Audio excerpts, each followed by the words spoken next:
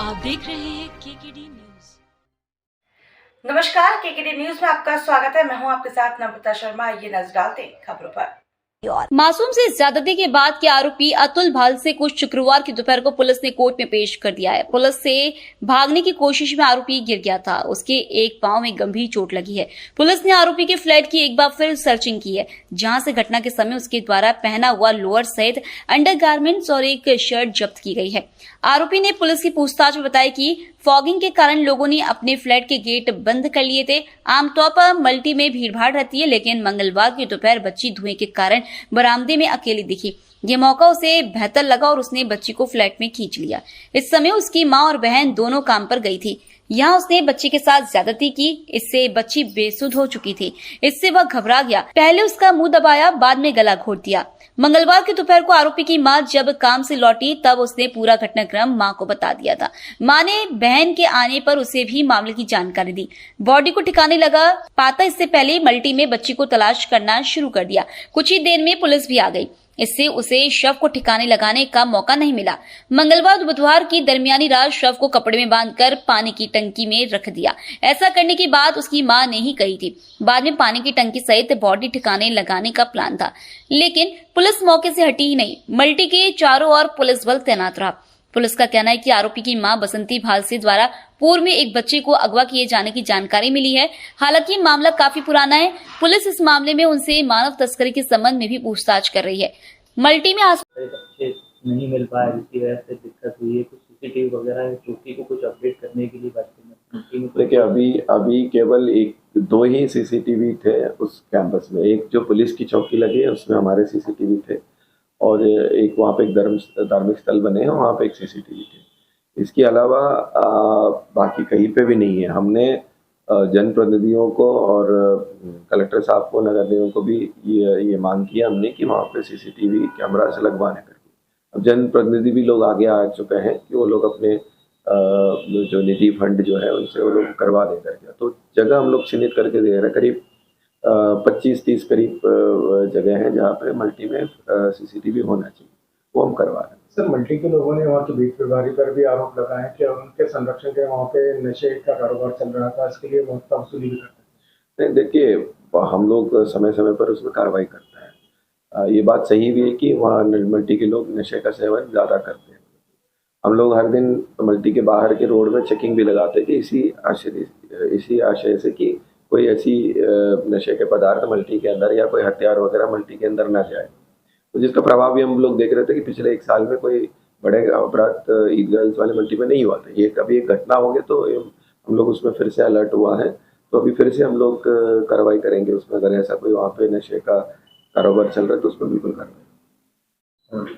Sir, बच्ची का शव मिला पड़ोसी के घर से, आरोपियों को गिरफ्तार कर लिया गया, मुख्य आरोपी को भी स्टेशन से गिरफ्तार किया गया। क्या कुछ निकल कर आया सर सामने? देखिए, जो आरोपी जो है पड़ोसी थे उनके, और अकेला था वो घर पे। तो पहली बार जब उनको मौका मिला, जब बच्ची सामने दिखी, और आस पड़ोस के लोग भी, क्योंकि नगर निगम के जो कर्मचारी डेंगू के विरुद्ध में जो मच्छरों के विरुद्ध में जो उनकी अभियान चल रहा है उसमें उन्होंने दवा छिड़काए थे, तो बहुत सारे लोग घर के अंदर चले गए थे। तो बच्चे अकेली थी कॉरिडोर में। तो वो लड़का जो है पड़ोसी जो है वो भी अपने घर में अकेला था।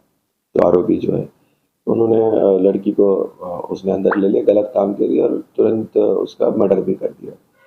और फिर बाद में परिजन को समझ में आया कि बच्चा मिसिंग है। उन्हें ढूंढने लगा, और 2-2.5 घंटे के बाद वो लोग पुलिस स्टेशन पहुंचे। खुद पहले वो ढूंढे, फिर पुलिस आया। पुलिस ने भी उस पूरे बिल्डिंग को सर्च किया था, और जो नेक्स्ट डे है उस भी पूरे हमने आसपास के जो 1-1.5 किलोमीटर की एरिया है तो सारे सीसीटीवी फुटेज और झाड़ियों में वगैरह सब हमने सर्चिंग किया था। लगातार 36 घंटे तक पुलिस वहीं मुस्तैद रही। पुलिस ने वो एरिया छोड़ा नहीं। परिजनों ने कहा कि स्टेशन देखें, यहाँ देखें, लेकिन पुलिस ने वो कहीं ना कहीं शक था।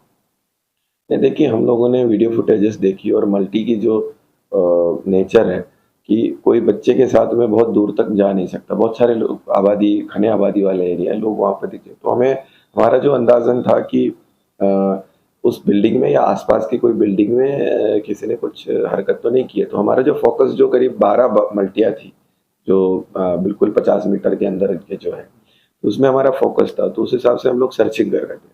और छोटे बच्चे को जहाँ जहाँ रख सकता है, अलमारा, फ्रिज, जितने भी डब्बे हैं, वाटर टैंक्स है, सब हमने देख लिया।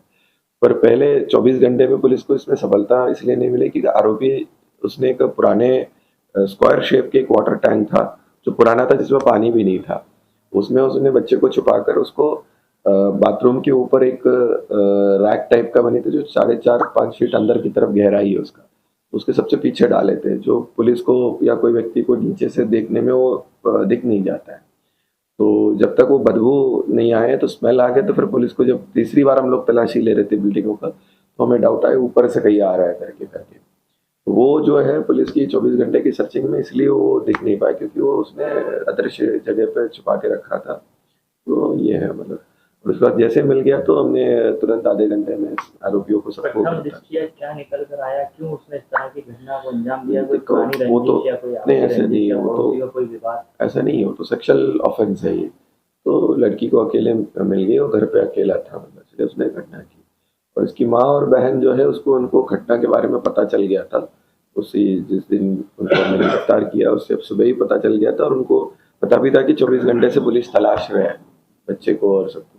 उसके बावजूद भी उनने साक्ष्य छुपाने की कोशिश किया, फिनॉल वगैरह डाल के बदबू खत्म करने की कोशिश किया। और जब पुलिस पार्टी एंटर कर रहे थे तब भी वो विरोध कर रहे थे, कोई स्मेल नहीं है, वो कोई चूहा मरा है उसका स्मेल लेकर के।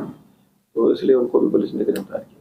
सर, क्या पुलिस अब सत्यापन करेगी मल्टी के लोगों का, कितने किराएदार हैं, कितने मकान? अभी हम लोग एक अभियान चला रहे हैं, क्योंकि मल्टी में ये भी पता चल रहा है कि बहुत सारे लोग जो सरकार ने उनको अलॉट करके दिया है रहने के लिए, वो खुद न रहते हुए दूसरे लोगों को किराए पे दिया करके। जैसे इस घटना में भी जो आरोपी थे वो 5-6 महीने पहले किराए पे उस बिल्डिंग को लिया था।